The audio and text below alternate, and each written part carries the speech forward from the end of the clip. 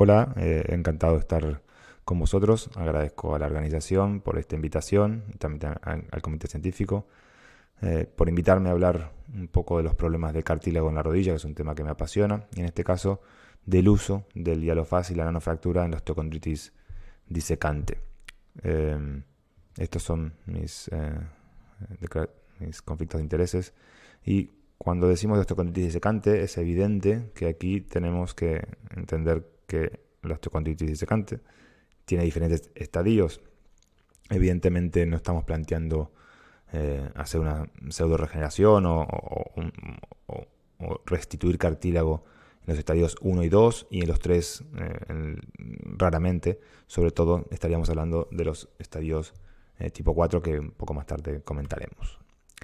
Técnicas para reconstituir el cartílago hay infinidades, todos sabemos, no voy a empezar a describir cada una de ellas, pero nos centraremos sobre todo en aquellas basadas en la perforación del hueso subcondral para que las células progenitoras del mismo accedan a la zona del defecto y puedan generar una especie de fibrocartílago articular. El problema es que las famosas microfracturas, que es a lo que me estoy refiriendo en su modo más quizás rudimentario, ofrecen resultados a corto plazo positivos, pero a medio y largo plazo se deterioran muy rápidamente. Tanto es así que además no solo esto, sino que estructuralmente afecta mucho la capa subcondral, por lo tanto eh, considero que la microfractura deberíamos ponerla o dejarla ya en el baúl de los recuerdos prácticamente y solo hacerla en casos aquellos desesperados que no tengamos otra cosa que realizar, pero intentar abandonarla progresivamente. Y esto es así porque el cartílago articular todos sabemos que tiene una estructura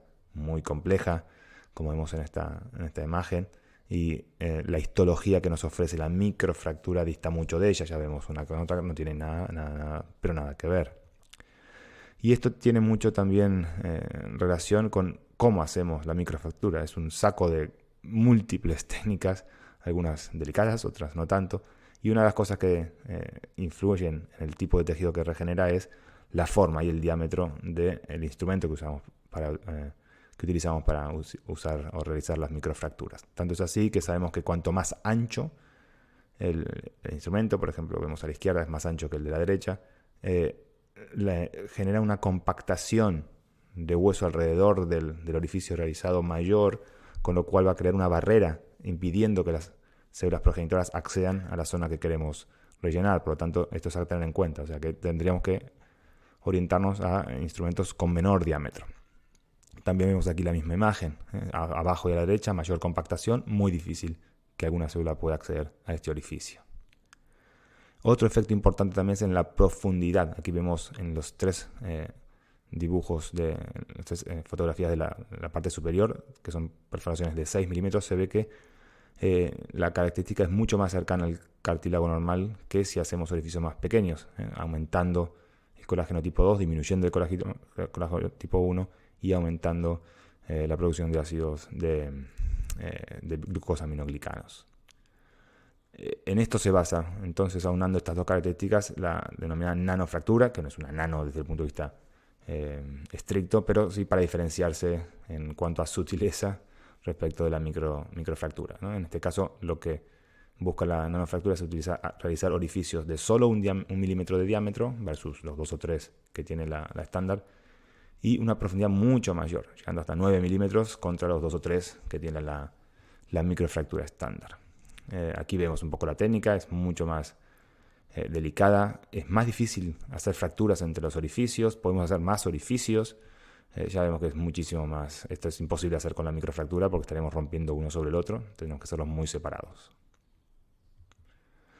El problema con la micro o nanofractura aislada, claro que generamos que accedan al lecho de la lesión, pero no hay nada que lo contenga y se van a distribuir de forma no homogénea y que además tiene una tendencia a haber una desdiferenciación fenotípica.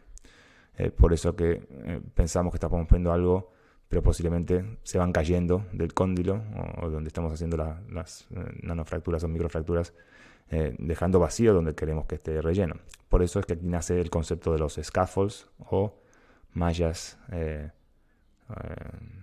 o andamiajes para que se mantenga lo que producimos, lo que queremos poner y se mantenga en el sitio que queremos que se mantenga. Estos andamiajes necesitan ser biocompatibles, que sean estructuralmente estables, eso es evidente, que aguanten células, porque si tenemos un soporte donde las células no pueden sobrevivir, de poco va a servir, y evidentemente que sea reabsorbible. Ya hay algunos estudios que demuestran que las microfracturas con andamiajes son superiores, o por lo menos no se deterioran tan rápidamente los resultados que si utilizamos la microfractura aislada. Y aquí es donde nace el Hyalofast, ya hace unos cuantos años atrás, que desde el punto de vista de su composición es una capa tridimensional simple, una capa simple de un éster de bencilo de ácido hialurónico biodegradable, que vienen en 2x2 centímetros o 5x5 para lesiones más grandes, y que es muy fácil de utilizar, se introduce seco y que luego por el líquido de la articulación va adquiriendo una consistencia gelatinosa fácil de manipular. Regresando quizás al hilo de la cuestión de las osteocondritis disecantes, ya yendo a lo que más se me ha pedido que hable, vamos a centrarnos en los estadios grado 4, y aún así hay 3 escenarios diferentes.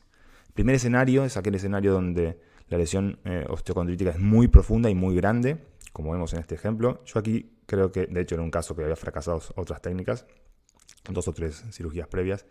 En este tipo de casos con grandes profundidades y dimensiones, yo creo que aquí excede la indicación, y aquí es más terreno de, por ejemplo, a los injertos osteocondrales frescos, que es una técnica que ya sabéis que me dedico bastante, en este caso concomitantemente con la osteotomía varizante de fémur, con estos resultados radiológicos.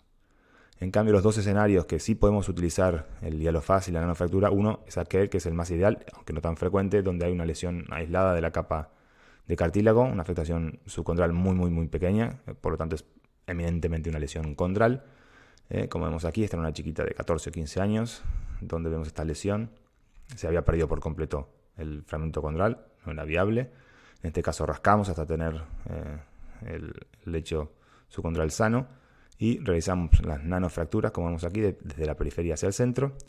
Luego secamos la articulación, nos podemos ayudar con una tolunda de gasa, secamos, vemos que es un lecho sangrante, lo cual es sano, y sabemos que va a venir mucha célula.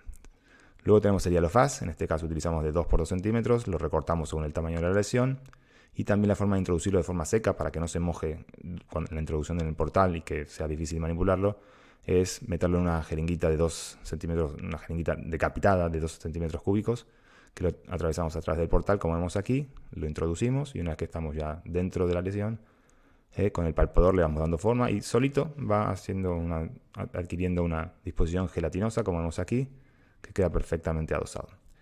De forma alternativa, y para seguridad sobre todo de espíritu nuestro, se puede utilizar alguna cola de fibrina, el famoso Tissucol, para darle un poquito más de consistencia y quedarnos más tranquilos. No es necesario, no es estrictamente necesario, no es condición sine qua non, pero bueno, me quedo más tranquilo. Este es el aspecto final.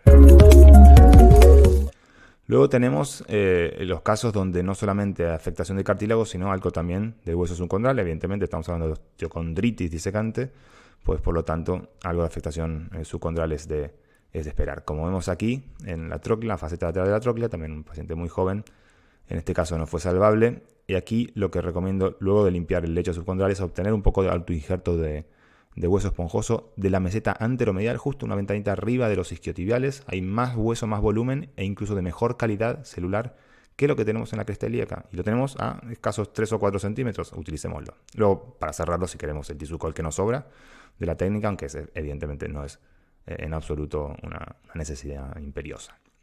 Este huesito lo introducimos también de forma seca en el lecho, compactamos o impactamos el hueso para que adquiera una consistencia un poquito más sólida, y una vez hecho eso, ahí sí que ya introducimos el Hyalofast, y como la técnica anterior lo acabamos dando forma hasta que quede la cobertura, y tendríamos una especie de técnica bicapa, una capa ósea de autoinjerto y la capa del ácido hialurónico, del éster de bencilo de ácido hialurónico biodegradable, que es el Hyalofast. Entonces, como mensaje un poco final, que quería que os quedéis, es que la osteocondritis disecante se puede utilizar el Hyalofast, la nanofractura y el Hyalofast en dos situaciones. Uno en aquellos que hay solamente afectación condral, como vimos antes, no es la más frecuente, pero lo puede haber. En este caso, estimulamos el lecho con nanofracturas, como vemos aquí en la izquierda. Y también en aquellos casos donde la afectación subcondral es mayor, que necesitamos sacar el hueso enfermo, rellenarlo con el autoinjerto, como vemos aquí, y posteriormente hacer un sándwich poniéndole el Hyalofast por arriba. Espero que les haya gustado esta charla eminentemente práctica. También os invito a seguir la página de Instagram, que ya hace un año que la he creado, que ponemos casos como estos, casos de otro tipo de técnicas, lesiones complejas de rodilla, que os invito a seguir si así les place. Ha sido un placer y nos estamos viendo, esperemos que cara a cara, de aquí a poco tiempo.